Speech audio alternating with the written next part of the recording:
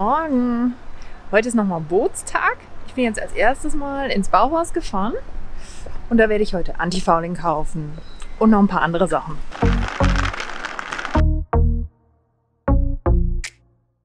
Oh, ich bin im Paradies.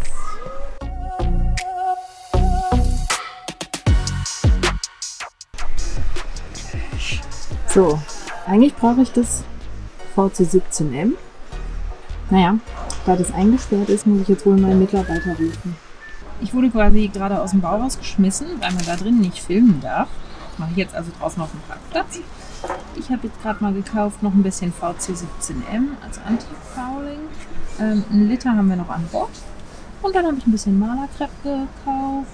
Und ein paar Handschuhe brauchen wir auch, die sind leer. Mal sehen, wie dieses Malerkrepp ist. Der Tipp kam von Jens, den kenne ich noch vom Segeln. Er hat gesagt, das kannst du wochenlang drauf lassen, du kriegst es immer noch problemlos runter. Also, es wird sich zeigen.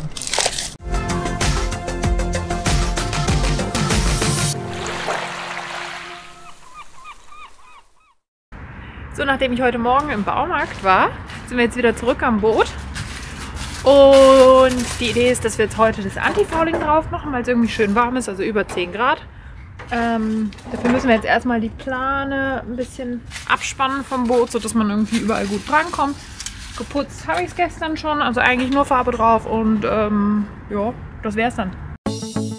Antifouling auftragen ist eigentlich nicht kompliziert. Dennoch gibt es ein paar Sachen zu beachten. Schaut, dass es nicht zu kalt und nicht zu heiß ist. Über 5 Grad, aber unter 30 Grad. Ich habe bei 12 Grad gestrichen. Schaut, dass ihr genug Antifouling habt. Bei VC17M brauche ich für Biber, der ist 8 Meter lang und 2,40 Meter breit und ein gemäßigter Langkieler, genau 1 Liter pro Schicht. Klebt den Wasserpass ab. Wer für den Schritt zu faul ist, kleckert garantiert.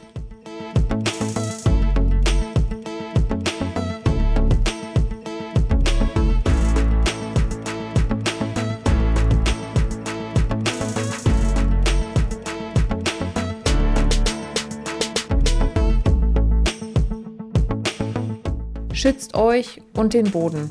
Antifouling killt schließlich Enten, Muscheln und Co. Das wollt ihr nicht einatmen und auch nicht ins Grundwasser lassen. Links zu meiner Chemiemaske und meinem Schutzanzug findet ihr unten in der Beschreibung. Legt euch alle Utensilien parat, bevor ihr die 2 Komponenten mischt. Innerhalb von 20 Minuten ist das VC17M an der Luft hart, also muss man flott arbeiten. Bei Pausen immer den Deckel auf den Behälter. Angemischte Reste kann man so auch eine Weile behalten. Bibers Antifouling war jetzt bereits 3 Jahre alt und Biber lag auch immer den Winter über im Wasser. Trotzdem sah der Rumpf noch ziemlich gut aus. Muscheln gab es eigentlich nur auf der Unterseite vom Kiel. Ich habe nur eine Schicht gemacht, weil das Boot nächsten Winter sowieso wieder rauskommt.